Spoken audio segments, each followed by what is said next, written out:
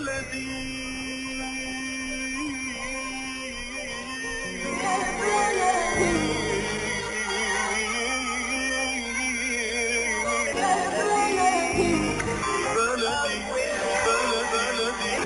بكل الذين ينضموا للاستماع إلى راديو بلدي أول راديو عربي أمريكي ويعنى بقضايا العرب في المهجر. برامجنا في راديو بلدي كل يوم جمعة من 8 وحتى 9 صباحا مع ليلى الحسيني في بث حي ومباشر وعبر wnzk راديو 690 AM. صباح الخير بلدي، صباح الخير لكل مستمعينا. Welcome to Radio Baladi, the first Arab, Middle Eastern, and American simulcast radio show. Radio Baladi is broadcast every Friday morning on wnzk 690 AM from 8 until 9 Eastern Time on Good Morning Michigan with Layla Al-Husseini. Our call-in number 248-557-3300. And now, stay tuned for the best radio talk show on Arab and American issues with your host, Layla Al-Husseini.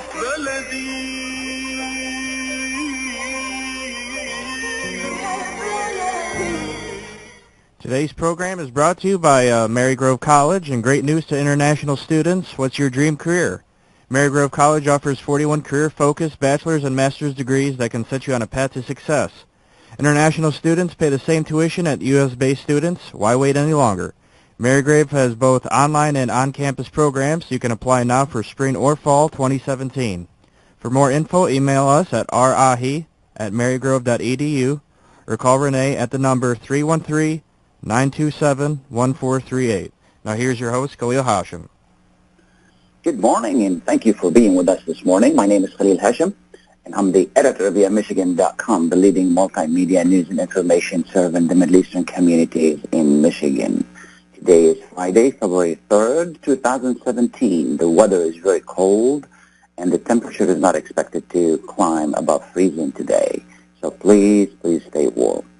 We have a great show for you today, a great program. We will be discussing the Muslim ban and what you need to know in regard to the recent executive order that was signed by President Trump. As you well know, President Trump signed an executive order banning refugees and visitors from 7 countries with majority of Muslim countries, that is. And we here to discuss this issue with us, we have one of our great lawyers, L.Wasef, and then Dawud Walid is going to join us as well. He is CAIR Executive Director of the Michigan chapter. Good morning. Good morning, Mr. Wasef. Hey, good morning. How are you today? I am doing well. Been very busy, but doing well. And just wanted to thank you for having me on. Absolutely. Is Mr. Walid with us? Good morning. Good morning, gentlemen. Wonderful, wonderful. So good to hear from you both. Before we start, Dawud Walid is the Executive Director of Council on American Islamic Relations of Michigan, a chapter of America's largest advocacy and civil liberties organizations in the country. Mr. Wasef is an attorney with a background in international human rights and humanitarian law. He concentrates his practice on complex commercial and products liability litigation. He also served as an editor of the Rutgers Journal of Law and Religion. Again, welcome, gentlemen. I'm going to ask you very quickly to tell us a little bit about you and your organization, if you don't mind. Go ahead, Mr. Walid.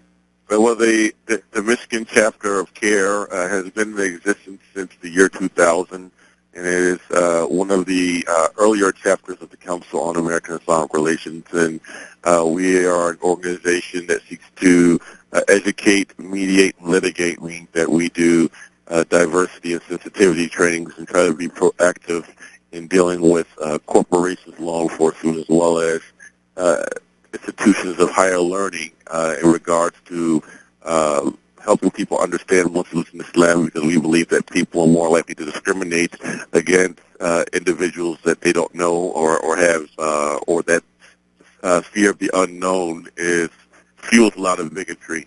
The second thing is that we try to mediate between cases regarding individuals if they have issues such as bullying at school and things of that matter, or workplace discrimination, and we also are involved in litigation ranging from workplace discrimination cases to actually national security cases. And we have a number of cases pending right now against the Department of Homeland Security, the FBI, and our organization filed a lawsuit, our national organization filed a lawsuit Monday challenging the Trump Muslim exclusion order, and I am one of the 20-some plaintiffs on that lawsuit suing the Trump administration.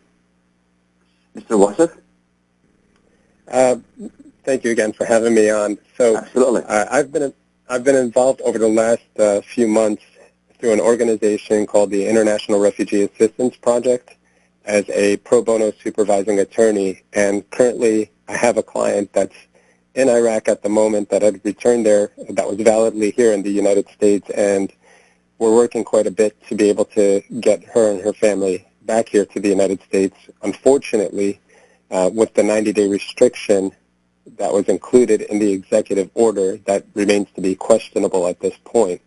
In addition to that, I've taken some time off from my day-to-day practice to focus a bit more on assisting with the efforts that have taken place since the executive order was issued, and specifically I've spent a significant amount of time at JFK and remotely trying to work on the issue quite a bit and try to assist those that have been detained wrongfully at the airports by Customs Border Patrol, or those that have been questioned extensively, and trying to gather a bit more information in terms of what exactly has been going on. I've had numerous other occasions to serve in advocacy roles for Middle Eastern rights, for minority rights in the Middle East, and so on and so forth. So I have to say that there are quite a significant number of challenges that are in place right now because of this executive order, but then at the same time, as Khalid just mentioned, there are quite a number of efforts trying to resolve the situation, I think, in the best way possible for the people that are being hurt the most by this. Well, we thank you.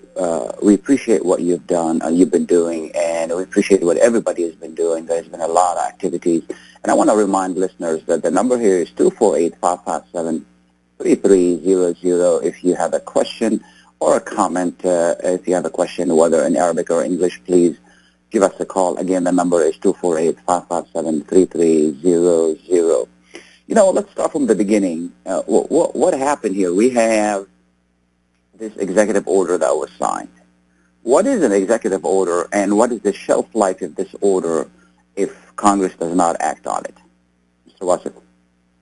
Well, the executive order it's essentially, it gives authority to the President under Article 2 of the Constitution to be able to act in his commander-in-chief role, or as the head of state, to be able to engage in particular activities for the protection of the United States. So if there's a need and something needs to happen quickly, and I'm putting this in more layman's terms, if something needs to happen quickly in order to protect the United States under any particular threat, or to be able to move something forward that would include certain immigration policies, he could act until Congress acts in return, and if it's legal for Congress to act in return to issue a particular law, something that would supersede the executive order.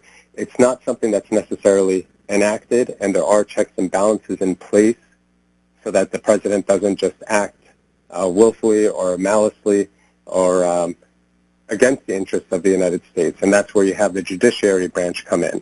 So in this particular situation where there's discriminatory nature of the executive order, the judiciary branch has already acted, and we had the first was the stay that was put on certain portions of the executive order by Justice Donnelly in the Eastern District of New York, and that was filed on quite quickly, actually, between Friday and Saturday.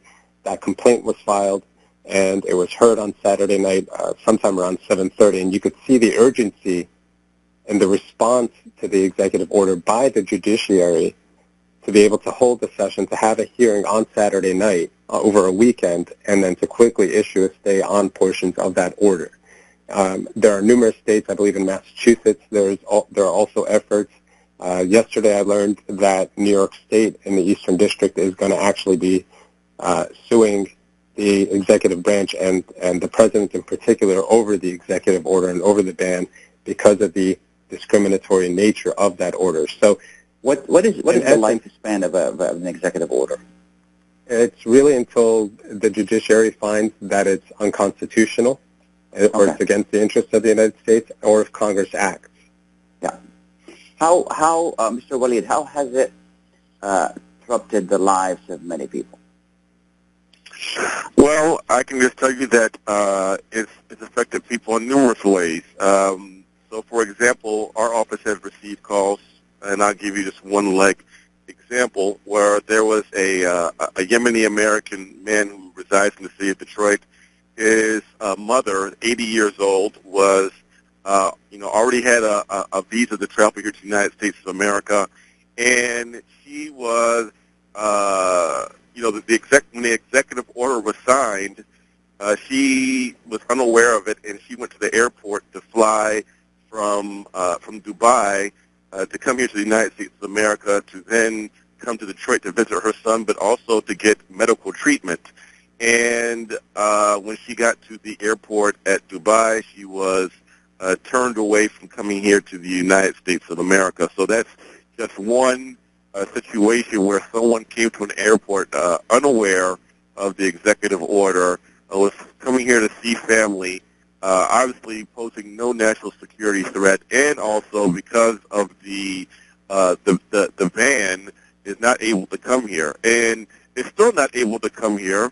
Her ticket was through the Saudi Airlines, and Saudi Airlines put out a statement, which is on their website, saying that until further notice, that people from those 7 countries are not going to be that were designated are not going to be allowed to board Saudi Airlines to fly to anywhere in the United States of America on their airlines. So that's one example. Another example is that it's the fear that it's stoked up in the community. So our office, we had a program that was ongoing for 4 years in helping Syrians get TPS, temporary protected status, and asylum.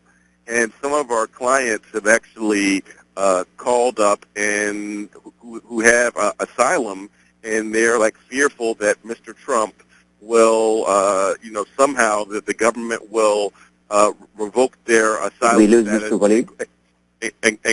and start to pick up people, to start picking up Syrians. So there's a lot of fear in the community. How about the fear that is going on in our community? There are a lot of rumors that this ban would reach to other people as well, not only those who are coming to the United States. Well, and I think some of those fears are valid because of what's actually happening at the airports at the moment. There were numerous travelers, people with valid visas, people with green cards, people that are actual citizens here in the United States that were detained at the airports, and I know this personally by being at JFK, that were held for 5, 6, sometimes 10 hours. There are some people we still haven't heard back from. Their families are waiting for them at the airports. They come out completely exhausted from the process of being put aside, having their phones taken away from them, having their contacts being downloaded from their phones. So that fear is absolutely valid. And just to add to Mr. Khalid's, one of the stories that he told, there are people that are not on the 7, that are not part of any of the, or members of, or citizens of the countries that are on the executive order, that were listed on the executive order, that were also being held and detained. So part of the problem, and if I could digress for a moment, part of the problem is that this executive order was issued, and it doesn't seem, or it doesn't appear on its face, that there was any communication to the Customs Border Patrol officers, to anybody in immigration, anything along those lines. So they themselves that are on the ground, there are some that are being very helpful, and others that have taken this, and I hate to say it this way, in any kind of activist way, but they've been celebrating this order and discriminating in any way that they want to, and nobody is stopping them. So for somebody here in the United States to have a fear of, well, should I leave? Should I have it? Am I going to have any issues? And I myself, being a U.S.-born citizen that's traveled back and forth to Egypt quite a number of times, I personally have a fear as an attorney to go travel to Egypt and then come back here, and I don't know what kind of issues I'm going to face because I don't know who I'm going to see once I'm at the airport because that person hasn't gotten any direction from the executive branch in terms of what to do for a person like myself or anybody else that's traveling from the Middle East generally. So there are people coming in from flights from Egypt, they're coming in from flights from on Qatar Airways, but from a different country, and because they look questionable for any reason whatsoever, they're being held as well. And let's look at the basis of all of this, or what the root of our refugee program is. There are people that are caught in the crosshairs or the crossfires of incredibly deadly conflict right now in particular places of the world. And it supersedes, every country has a right to protect its borders. Sure, it has a right to protect the safety of its citizens. However, through the Convention on Refugees and through the protocol that was issued in 1967, which the United States is a party to, signatory, yeah, it has an obligation to humanity above all else to get those that are innocently caught in those crossfires, that don't have access to jobs, that don't have access to a steady way of life or safety, or let alone running water or a roof over their heads or anything else along those lines. Since we don't get involved in those armed conflicts, and since they don't have a government to protect them, then we, as a signatory to the protocol, and other countries as well, have an obligation, and we've committed since 1967 to be able to assist those that are caught in those particular situations.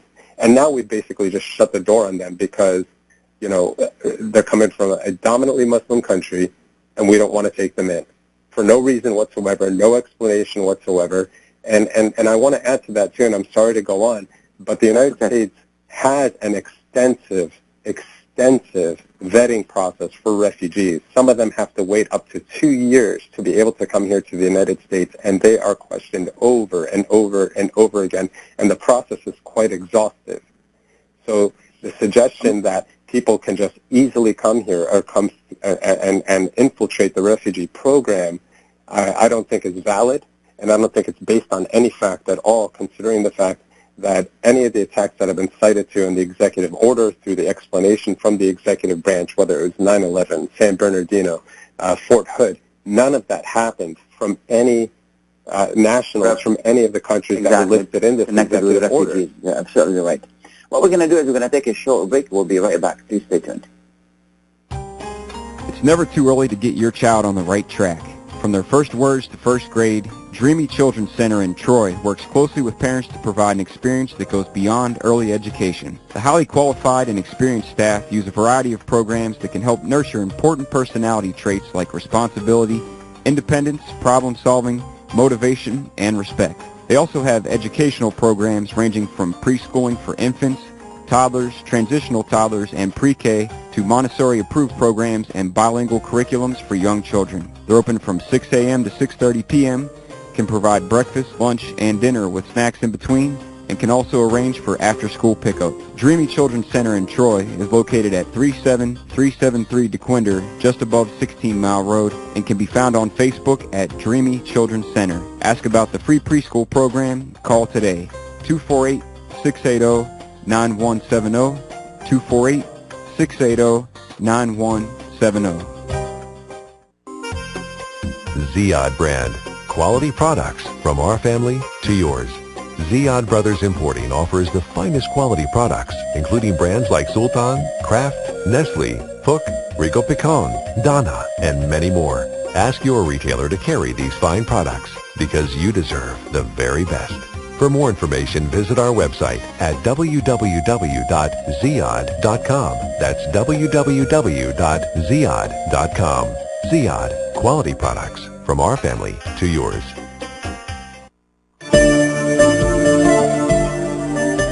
When you're looking for the best in optical care, Dr. Imad Nakash is your doctor to see. With years of experience and thousands of successful procedures performed, you can trust your eyes to Dr. Imad Nakash. See Dr. Imad Nakash and his professional staff for your eye care needs. There's 2 locations to serve you. In Hazel Park, call 248-336-3937. 248-336-3937. In Rochester Hills, call 248-299-3937. That's 248 299-3937. A car accident can change your life in an instant. As a result of a car accident, you may become unemployed. As a result of a car accident, you may need a lot of medical treatment. People think that insurance companies are on their side. Why? Because they're giving them one or two benefits. Are they giving them all the benefits they deserve? How would one know unless you consult with an attorney? Call the law offices of Jumana Kiruz at 248-557-3645. 248-557-3645. Welcome back to Radio Baladi. We're discussing the Muslim ban with Dawud, Walid, and Mark Wasef. The number here is 248-557-3300. If you have any questions or comments in Arabic or English, please call us. We'll be more than happy to take him on the air. Mr. Walid, did the reaction of ICE, did it surprise you? You said what? Did the reaction, the way the immigration officers reacted to this ban, did it surprise you? You know, we were talking earlier, you know, how some of them took it in a different way and you know, stopped people maybe they should not have been stopped. Well, no, it hasn't surprised me for two reasons. The first reason is that there's a lack of clarity, as the gentleman stated before. There's a lack of clear directives that was given by DHS to the Customs Border Protection officers as how to proceed from the executive order that was signed to the 5 and I think now 6 federal judges who basically gave temporary injunctions regarding portions of the executive order. So there wasn't any real clarity. So CBP agents were going off of their own discretion. But the second piece is, and we shouldn't downplay this at all, but the FBI itself, and there's been stories that said that there's been law enforcement all across the country that have been infiltrated by white supremacists. And we should not be naive or think that all the people who are working at the airports and at border reentry, the Customs Border Protection, that all of these people are just upright people who don't hold animus. I believe that from local law enforcement to even federal law enforcement, and this is, it can be looked up, even according to the Federal Bureau of Investigations, that there are white nationalists or white supremacists themselves who are hardcore Trump supporters, alt-right people who are in law enforcement, and I'm sure some of them are working for CBP. Now, you've been pretty busy as everybody else here in the community, Mr. Walid, and there has been a lot of activities and meetings and plans. What else is going on? Well, I mean, there's been several legal actions inside and outside the community. I mean, ACLU and other immigration rights organizations have filed in some places. CAIR has, ACRL filed here in the Eastern District here in Michigan. So those legal steps will have to work themselves out. And now there have been a number of community forums that have been taking place in which different organizations have been appraising people of their rights, and not just people who are who have family members in the 7 affected countries, but even for people who have green cards, naturalized citizens, or natural-born citizens regarding their rights. Because what we also know is that Customs Border Protection has been stopping people and questioning people, including questioning people about their sincerely held bona fide religious beliefs and practices, which of course is against DHS policy and is really a violation of people's First Amendment rights. So people have been educated about that.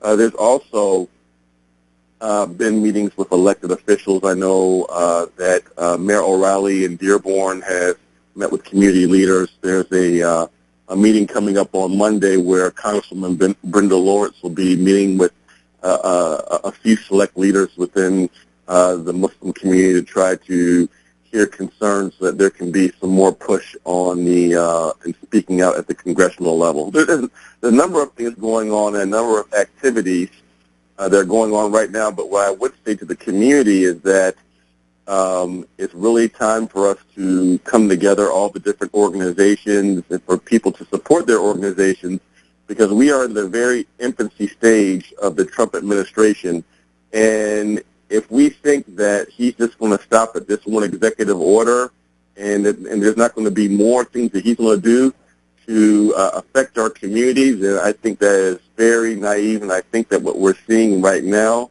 is really just the tip of the iceberg of what's to come. It's very unfortunate. Mr. Wasef, who was supposed to be affected by this executive order? Well, I was hoping nobody, but it really seems that, just about anybody that wants to come from those countries will definitely be affected, and I think the spillover effect is that anybody of Middle Eastern origin, and in particular Muslims, are going to be affected. And again, it really comes down to the rollout of the law. It comes down, or the executive order, and the application of the executive order, and really who it's focusing on, and some of the language that's within the executive order itself. So if you were to look at it, one of the portions of the order discusses certain things like honor killings or violence against women or persecution of those who practice religions different from their own. And, those aren't necessarily a factual basis of any particular religion whatsoever. But if you were to look at some of the foundations or the basis of something like Islamophobia, and somebody that subscribes to that or has that particular phobia, they could look at language like that and confirm some of the falsehoods that they have in their mind about any particular religion, and therefore focus it on that particular religion. So in this particular situation, looking at this executive order, it looks like it's directed in particular to Muslims. And then the second part of the order, when it distinguishes persecuted minorities such as Christians, then you know that there's being a distinction clearly being made against Muslims from anybody else in that particular region or any Middle Eastern country for that matter. The fact is that when you look at the countries listed, they are only Middle Eastern countries or Northern African countries with majority Muslim populations. Now, there are other, people with, Mr. Walid mentioned, people with green cards, people with, naturalized citizens. Should these also be concerned? Absolutely, and they've been affected. It's not even a matter of being concerned. They are being directly affected now that are coming over from either A, they're not being allowed to board onto their flights, having purchased tickets. Some of them were in flight or in transit on their way to the United States when the order was issued, and they have green cards or they have their special immigrant visas. They've been granted citizenship here under a number of different circumstances, some of them on working visas, and they're not able to enter into the United States. And what triggered this, on Friday, there was a client of one of the organizations that I'm a part of, or that I volunteer for, that was being unlawfully detained because he was here with valid papers, with citizenship and a visa to be able to come here, and he was being unlawfully detained, and he was about to be removed and sent back to Iraq. And fortunately, one of the attorneys was able to arrive at JFK quick enough and been able to work long enough to be able to get him out. There are others that are being held or being sent back, and like I said, not even being allowed to board their flights. And they're not just refugees. We're talking about doctors, we're talking about attorneys, we're talking about engineers that have not been able to come back to the United States, and they should be here, and they've been allowed to come here in the past. So this thing, I can't mention it enough. It's not being applied. It shouldn't be applied at all, but it's not being applied properly, and it's being applied at the discretion of whomever is behind the desk at any given moment, with zero direction or zero accountability. Sounds good. What we're going to do is we're going to take another break. We'll be right back to talk more about what our rights are and what can we do. Please stay tuned.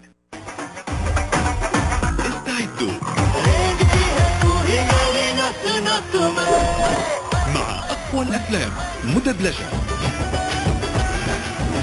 يمكنكم مشاهدة قناتي دي ألوان دي أفلام على ديش نتورك أو على سلينك بلاتفورم. الدنيا مسرح كبير على زي أفلام، لذا عليك أن تصنع قصتك بنفسك. From India. زي ألوان ستبهركم بكل حصري وجديد. زي أفلام دخلت بيوت جميع عشاق بوليوود، وزي ألوان لونت عالم بوليوود. لا تفوتوا مشاهدة أجمل الأفلام على زي أفلام وزي ألوان. يمكنكم مشاهدة قناتي دي ألوان دي أفلام على ديش نتورك أو على سلينك بلاتفورم. Life for Relief and Development is a non-profit charity that has been providing humanitarian aid and development to people and communities regardless of race, color, religion, or cultural background for over 22 years. When disaster occurs here or around the world, Life rushes to provide food, medical aid, and shelter to those in need.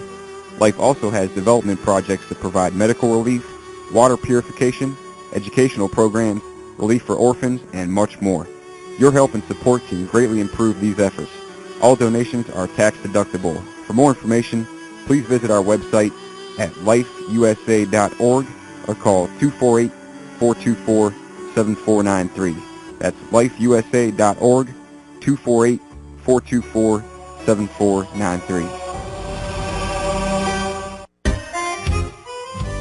Are you going to start a restaurant or grocery store soon? Do you need floor plans and designs? Call Naji Abood at 734-744-9796. Do you want to buy kitchen and restaurant equipment at discount prices? Call Naji Abood now, 734-744-9796. New Concept Products and Design, the trademark of kitchen equipment. 5% discount on all purchases of $75,000 or more. New Concept Products and Design, new location, 31185 Schoolcraft in Livonia. Learn more at www.newconceptproducts.com. Call Naji Abood, 734-744-9796. Welcome back to Radio Baladi. We are discussing the Muslim ban with Dawud, Walid, and L.Wasef. The number here is 248-557-3300.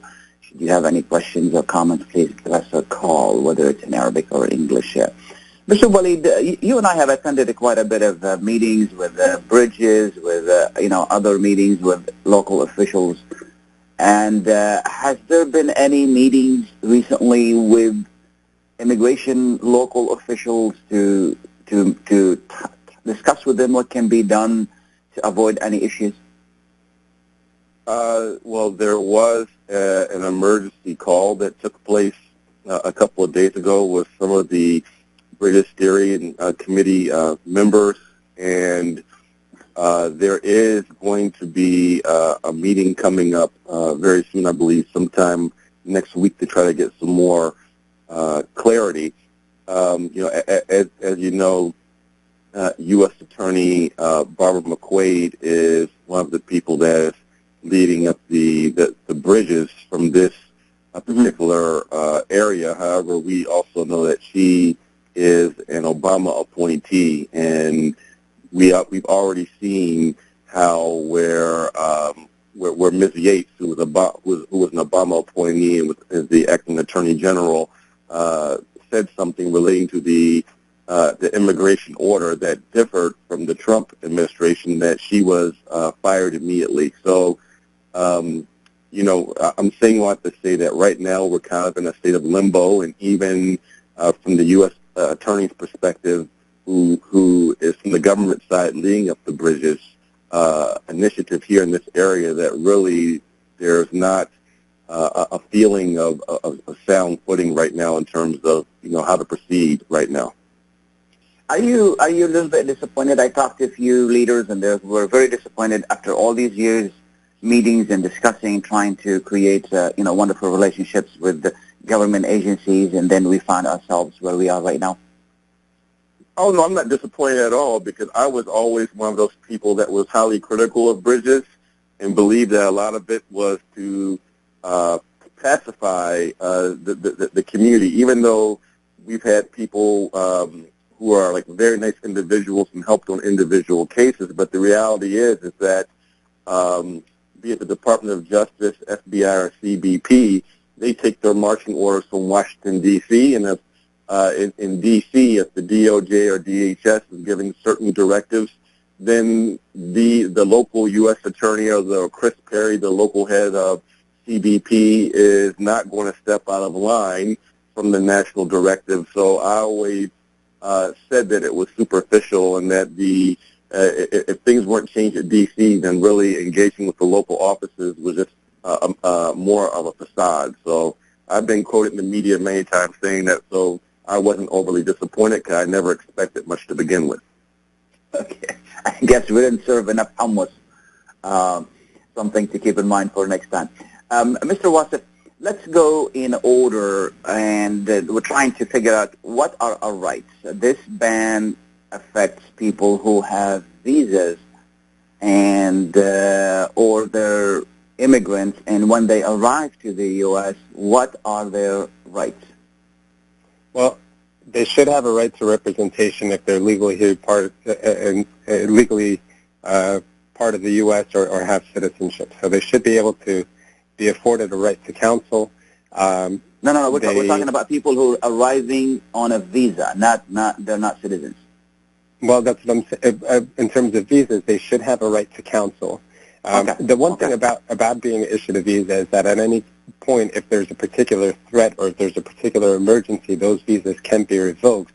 But if there is no threat and if there is no emergency situation, then those visas shouldn't be revoked, number one. Number two, looking at the order that was issued by Justice Donnelly, people can't be removed, and one of the problems that was with the executive order is that people could not be removed without due process or at least a valid hearing.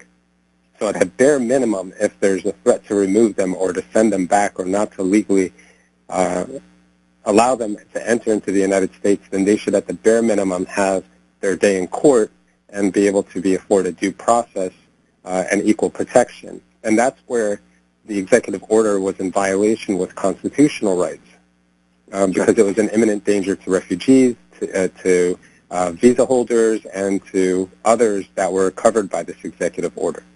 So if I have a green card and I arrive to the airport and I'm being challenged whether they allow me to enter or not, what are my rights? You should be able to have a right to counsel, and once an attorney is retained, I'll give you a particular example because that has happened already, and the family would be waiting on the other side in the arrival area, and they'll see a group of attorneys standing there from a number of different organizations, some of them from private practice that have been volunteering their time since last Saturday, and there'll be some communication between the attorneys and the families. The families will retain the attorney, and at that point, that person that's now behind closed doors has a right to be able to speak to their counsel. Now, again, going back to CBP, some of them have not been following that protocol or been following or allowing those rights. In certain situations, one person was being detained for several hours and was given 5 minutes on the phone to be able to speak to an attorney. So, and that person was a valid green card holder. So in that sense, that person should be allowed the right to be able to communicate with an attorney, and they're supposed to be granted entry into the United States. And if they're not, then they should at the bare minimum be able to face some sort of process, whether it's administrative or judiciary process, to be able to have their due process rights upheld because they are afforded equal rights in the United States to be able to find out why they're not being allowed into the United States and whether or not there's any valid basis for such. So on the immediate level, they should be able to make that phone call, speak to an attorney, and have their rights upheld. If I'm a naturalized citizen, I have my citizenship, I have my passport, and then I'm stopped at an airport at the point of entry, what rights do I have? Same thing. Especially if you're a naturalized citizen, then there has to be a valid basis for why you're being held or why you're being questioned. And if there's a particular, sometimes it could be arbitrary, and we've seen that. I mean, that's typically when you're walking into an airport, they might select somebody that's a 75-year-old person and have them patted down just to ward off people, and that part of that is a deterrent policy that security agents have at the airports, and that part of it, is understandable. It's part of national security. But when you're being held, and most of the, if not all the people that are being held are from a particular religion, and you're being questioned specifically because of that, and now you're being asked about your ideology, you're being questioned, and this has happened again over the past week, where you're being asked about terrorist ties, and you're being extensively questioned for hours at a time, sitting in a room with no right to a phone call, with no communication with your family members. And this has happened, as far as we know, only since this executive order has been issued. On the scale that it's been happening in, you have a right to be able to communicate with an attorney, and you have a right under due process of law and under the Equal Protection Act to be able to have your rights upheld and to not be scrutinized the way that some of the officers at the airport have been scrutinizing people. Should I answer any questions? I always, as an attorney, I always advise my clients to be as cooperative as possible. And I think that's the best way to move forward with things. Now, here's the caveat to that. You could be as compliant as possible and working with the person as much as possible, but they may not want to hear any of your answers anyway, and they might have a predisposed notion of who you are, regardless of anything, and still not accept your answers for whatever reason. Sure. But I always think being compliant, keeping your chin up or taking the high road is always the best way to do things. Unfortunately, it doesn't always work, and unfortunately, it's not working now. Sure. How about my cell phone and my laptop? Well, that part of it there, unfortunately, I think a lot of the people that are going through, I think, are afraid. When they're going through this process, they don't know what's going to happen to them. They don't know how long they're going to be detained for. Again, I do think, if you're a U.S. citizen, I think you have a right to refuse to turn those things over. Now, what happens to you afterwards, I'm not exactly sure how it's going to be applied yet because this is still brand new. I think you do have a right to privacy. I think there are First Amendment issues, and those things are going to be dealt with as they arise, and I'm sure, I'm very confident that they are going to arise. Now, again, the problem is that we don't know exactly what's being communicated to some of the federal employees that are upholding this executive order, and that's where the majority of the issue is.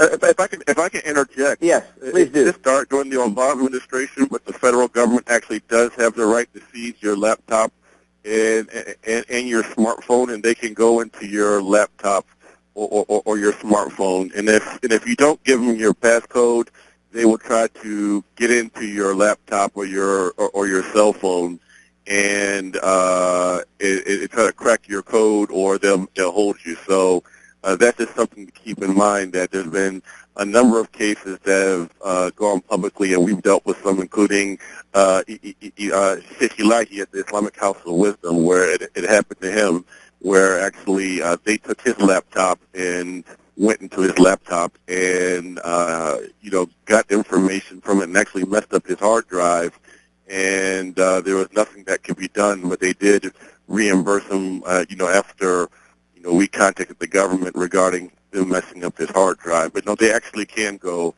into your and seize your laptop and your smartphone. And this is why we also tell people that if they have, regarding religious sensitivity, that if you have any private pictures of your family, of your spouse or your children, that those should be removed from your phone, that should be removed from your laptop if you're traveling internationally. At least those things can be looked at by CBP officers and potentially even downloaded. Sounds good. Gentlemen, I ask you to stay with us. We're going to take another break, and we'll be right back. Please stay tuned. معكم الشيف أحمد إبراهيم من سوبر ماركت زمزم المطعم. عندنا أكلات كتير عراقية ومصرية ولبنانية زي جلابة وتشيكن طاووق وكباب ومسقعة واحيانا بنعمل الملوخيه والكشري وفراخ مشويه وكل اللي انتوا عايزينه موجود عندنا. اتفضلوا زورونا في محلات زمزم. احييكم من اسواق زمزم، ويوجد عندنا تخفيضات كثيره على الاسواق وعلى الجروسري وعلى الخضار وعلى اللحوم. عندنا لحوم حلال، والمطعم كله لحوم حلال كمان. واتمنى لكم السلامه والدوام، وزورونا دايما هتلاقوا تخفيضات كثيره وكبيره وتجدوا كل ما يسركم. استوديو زرياب بإدارة حسن حامد في ستورلينغ هايتس يحييكم ويقدم لكم خدماته بالصوت والصورة، تسجيل، تصوير، مونتاج، فيديو كليب، اعلانات، كوميرشالز، دوكيومنتري، افلام وثائقية للترويج لبضائعكم ومحلاتكم وشركاتكم، برامج تلفزيونية وإذاعية. استوديو زرياب وبتقنية عالية بإدارة حسن حامد 313-945-8860 313-945-8860 أو 248-761-5787. استوديو زرياب، الصوت والصورة اختصاصنا.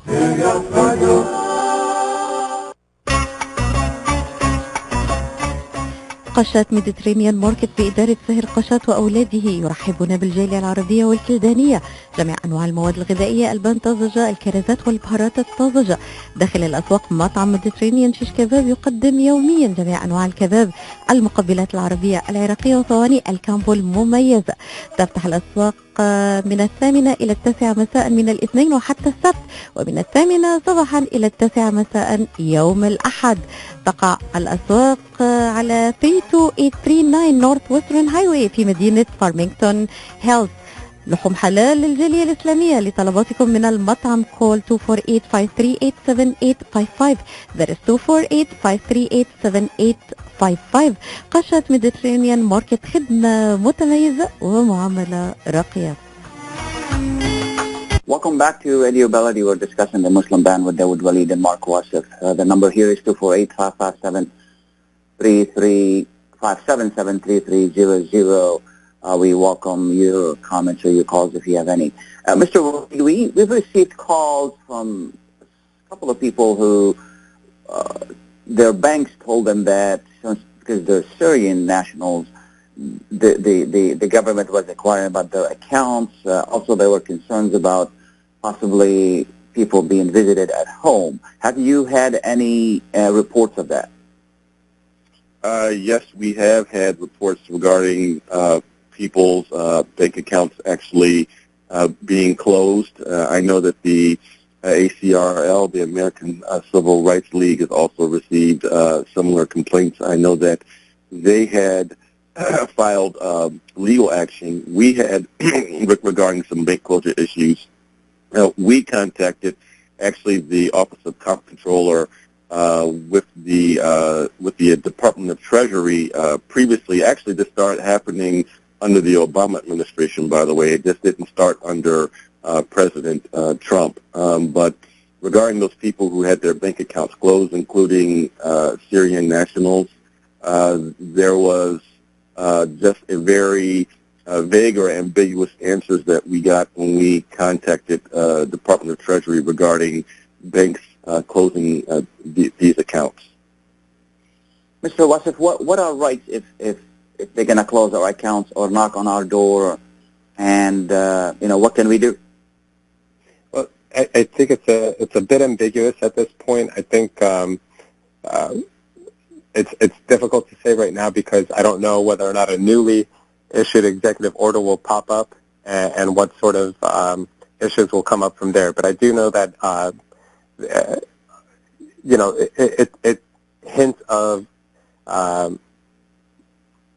issues with the Fourth Amendment. It hints of issues with right to property. It hints of issues all across the board in terms of what our legally protected rights are as U.S. citizens to be able to start monitoring these things. Now, again, even under the Bush administration, under the Obama administration, things have been monitored in the interest of national security.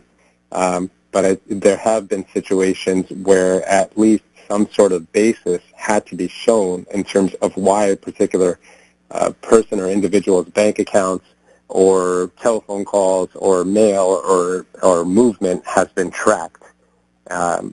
I think there's definitely a fine line between protecting national security and harassing an individual or discriminating against an individual. And I think that those issues continue to be dealt with on a day-to-day basis. My focus right now, my immediate focus right now, is working with those that are at the airports that are being detained unlawfully or being held and harassed in some given situations, or being prevented from boarding any airplanes as a result of this executive order. And how this is going to play out, I think time is going to tell, and we'll have a better assessment at that point over what sort of rights are being violated and how to protect them. There has been... if I can chime in also, but some of it is also maybe due to intimidation by federal law enforcement itself on the banks, because when we looked into some bank accounts that were closed, I actually had a conversation off the record with someone who I knew who worked at one of the banks, who was an executive, who basically said that the FBI was coming asking about certain people's accounts and wanting information, and the banks themselves got scared and voluntarily closed down the accounts, because these accounts are at will. When people sign up and get an account at a bank, Bank of America, Comerica, Chase in particular, these are at-will accounts, and the bank is at its liberty or leisure that they can close down certain individual accounts, and it's very hard to surmise what are the actual reasons, because when the actual customers then call the bank and ask why, then they're not really given any answers. They're given a type of form letter. But the FBI has definitely visited banks and about certain accounts, and the banks themselves have gotten scared or feel intimidated, and instead of dealing with the headache, they just close the account. Glad you raised that, Mr. Walid. That's a very valid point. Yeah. Mr. Walid, did we have any local complaints about being visited at home? Yes, there are complaints of people being visited at their homes, but since Mr. Trump has been in office, there's not been a real uptick. We've seen in the last 2 or 3 years at our office steady visiting by the Federal Bureau of Investigations to people in our communities' homes, and particularly from certain countries of origin, Syria being one of those countries where people get visited the most, as well as Yemen. So we haven't seen a real huge uptick. We normally get maybe about 7 to 10 of these types of calls a week, which is probably a drop in the bucket. I know that ACLU and other organizations also get calls, so there's no telling how many people are getting visited per week. And it could be an uptick, just not an uptick in cases reported directly to our office. What should I do when people knock on my door, Mr. Walid?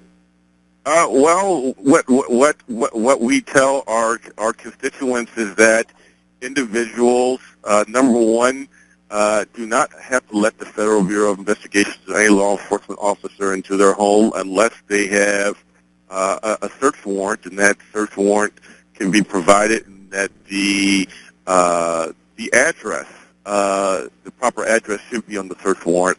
And people also should ask for some sort of identification or a card, because we also know in our community, in Dearborn in particular, there have been cases where people fake like they were FBI agents as a means of trying to extort people. But we advise people not to even let them in the door, and to politely invoke or use their right to say that, I will contact you, through my attorney. And, part of the services that we give at CAIR Michigan is that we have attorneys on staff that actually handle these types of national security visits or questions, in which, we will contact the FBI and, on behalf of the client. And really about 3 times out of 4, when the FBI come and visit someone's home, and then we or another attorney, another organization or private practice contacts them, 3 out of 4 times the FBI just basically says, never mind, or just lets the conversation conversation go or doesn't follow up. And that's because we've always maintained that a lot of the questioning of the FBI is really fishing expeditions. It's not based on any credible leads relating to bona fide national security threats. Now, should they call you? Who should they call if people get a knock on the door and they're going to have a conversation with the authorities?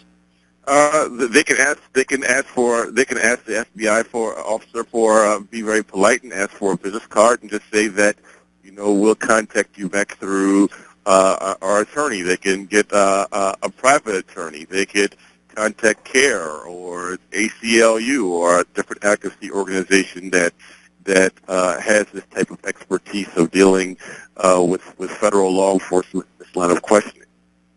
Sounds good. We're almost running out of time, gentlemen. Mr. Wasef, final comment and recommendation, please. Well, absolutely. I really do hope that the judiciary continues with some of the positive results that we've been getting about the ban. I do believe that this is a Muslim ban, and maybe not necessarily because of strictly the countries that are there, because there are over 40 countries where the ban does not apply to, but it is a Muslim ban because it is dealing strictly with refugees that are Muslims. And I think we have an international obligation, we have a humanitarian obligation to protect the people that are caught in these crossfires. There are people on the ground, like I said, that attorneys and numerous, hundreds of volunteers that have been working around the clock in just about every airport in the U.S. And if I can give a telephone number, a hotline number that's been set up at JFK in particular, because of a number of the people that have been primarily arrived at JFK, they can call 844-326-4940 if they have anybody that they know of that's been detained unlawfully or otherwise, or if they have any questions at all. Sounds good. I really appreciate you being with us, Mr. Wasef. Thank you so much. Thank you. Mr. Walid, final comment, please. Final comment is that for people of Arab descent, Somali descent, or Iranian descent, that it's incumbent upon you right now to get involved and support other communities. Muslims are less than 2% of the American population, and we feel the heat now, but Muslims are not the only groups targeted. Mr. Trump has talked about mass deportations, particularly with respect to Latino communities, about building a wall. Regarding African Americans, he's talking about sending in the National Guard into neighborhoods like Southside Chicago. So other communities are being affected, and the only way that we're going to be able to push back against these civil rights and human rights abuses is not in silos or in isolation, but we all have to go and support each other's cause. So Arabs cannot solve this problem on their own. They have to reach out and work with other Americans, and particularly the Latino community and the African American community. Thank you so much. We appreciate you being with us as well. Thank you. Thank you. Bye now. We thank you for being with us, and the game is to everybody to be working together, everybody, being on the same page. Reach out if you don't know who to call. Give us a call. We'll be more than happy to help you. Thank you so much, and have a wonderful, wonderful weekend.